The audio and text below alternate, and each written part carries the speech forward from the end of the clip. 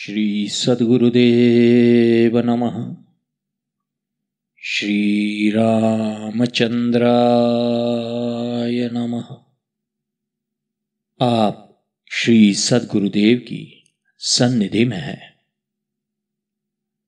सदाचरण और सद्विचार के प्रकरण में अब मैं और एक नया प्रकरण लेकर उपस्थित हुआ हूं, जो कि मैंने श्री सद्गुरुदेव की सन्निधि के दूसरे भाग से पुष्ट 74 से प्राप्त किया है। श्री गुरुदेव कहते हैं, कुमारी कुमुदिनी बेन पंजवाणी ने लिखे हुए ग्रंथ से अब जो गुरुदेव कह रहे हैं वह आप सुनिए। गुरुदेव कहते हैं, प्रतिकूलता को उन्नति का सोपान समझो। गुरुदेव कहते हैं, सुख प्रभु की देन है, समाज की कृपा से है और दूसरे को अपने दिए हुए हमारे ही प्रेम का फल रूप परिणाम है। सत्कर्म से पुण्य संचित होने पर प्रभु के विधान अनुसार सुख प्राप्त होता है। हम समाज में रहते हैं, परस्पर में सुख का आदान प्रदान होता है। उसी तरह राग द्वेष व दुखदायी व्यवहारों का आदान प्रदान करने वाले भी समाज में होते हैं। यह अविचार का व्यवहार है। अविचारी मनुष्य को थोड़ा सा सुख प्राप्त होते ही अभिमान आ जाता है। यह मद है।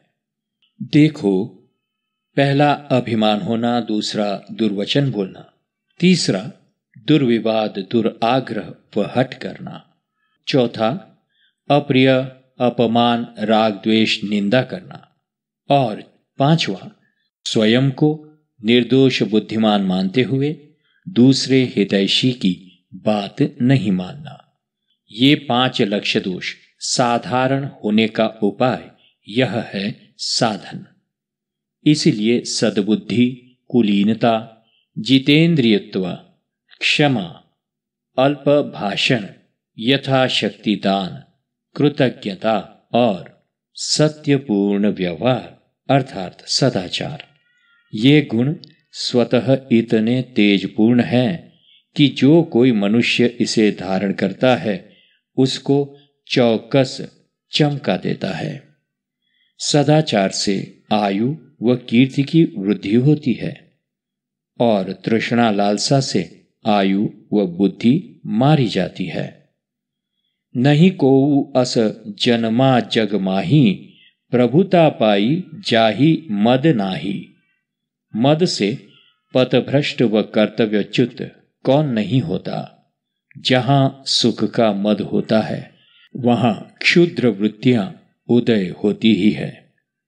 वहां भोग लिप्सा व रागादिक की प्रधानता तथा पराधीनता दोनों गाढ़ होती जाती है।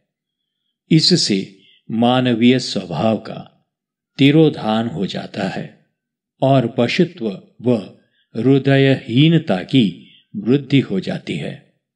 परिणाम में सुख अल्प समय का हो जाता है, टिकता नहीं है।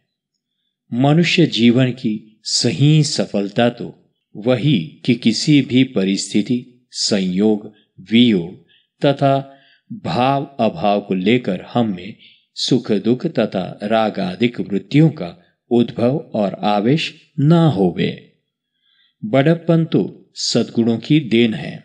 जितना उच्च स्तर होता है उतनी ही विनम्रता होती है। सारे ऐश्वर्य को धारण करने की क्षमता सूक्ष्मतम अणु में होती है। जगत समुद्र अपार, तासकै जन्म मरण तट, काम क्रोध मद लोभ, तास में लहरी महाभट, मोह ग्राह तम प्रबल, निगल जावे संसारा, तामे गोता खात नहीं कोऊ तनक अधारा। दुख पाए बूढ़न लगत है, सुख पाए उछरत जानी, दीनानाथ रघुनाथ बिन कौन छुटावे आनी। यह सही बात है कि इच्छा की पूर्ति से सुख मिलता है, परंतु इससे ऊपर उठो और सोचो कि क्या हमारी इच्छा हमेशा शुभ इच्छा ही होती है। खैर, हमारी इच्छा फलित नहीं हुई तो उसे प्रारब्ध ही समझो। जीवन की ऐसी घटनाओं के ऊपर सोचना समझना चाहिए। घटनाओं को लेकर मनुष्य का मूल्यांकन हो जाता है। इसलिए जीवन की घटनाओं को यूं ही बिना सोचे समझे ही बिता देने वाला मनुष्य जीवन के बहुत से उत्कृष्ट लाभों से तथा उपयोगों से वंचित रह जाता है। तब वह हाय हाय करता रोता बिलखता रहता है। जीवन के रहस्यों को बिना सोचे समझे ही रोने धोने में लगे रहने से तो परिणाम में कुछ नहीं। रोते धोते सर्वसाधारण की तरह जीना यह कोई जीवन नहीं। हाय हाय करने में ही लगे रहोगे और क्षुद्र वृत्तियों में फंसे रहोगे। मोह निशा सबु सोवनिहारा, देखिए सपन अनेक प्रकारा। मोह सकल व्याधिनः कर मूला, तिन्हते पुनि उपजहि बहुसूला। विषय मनोरथ दुर्गम नाना, ते सब सूल नाम को जाना। मनुष्य जीवन का कुछ लाभ उठाना चाहते हो तो इन सब से ऊपर उठने की और लक्ष्य दो और अपने जीवन का लक्ष्य निश्चित कर डालो। जिससे दुख मिला उससे मुंह मोड़ लो तो उससे भी ऊंची वस्तु देखने में आएगी।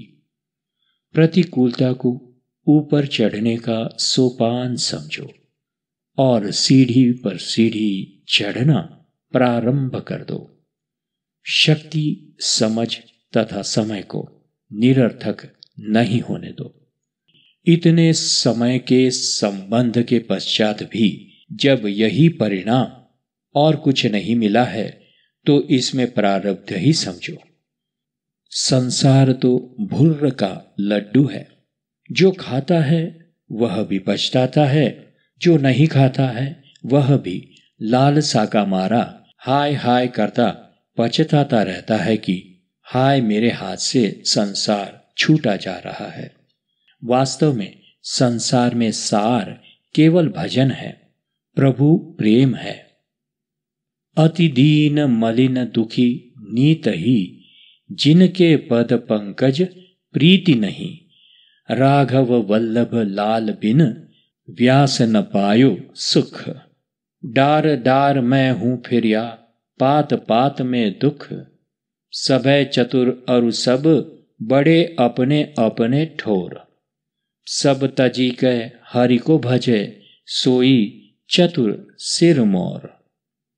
श्री सद्गुरुदेव नमः। श्री रामचंद्राय नमः। हरि ओम तत्सत्। हरि ओम तत्सत्। हरि ओम तत्सत्। ओम शांति शांति शांति।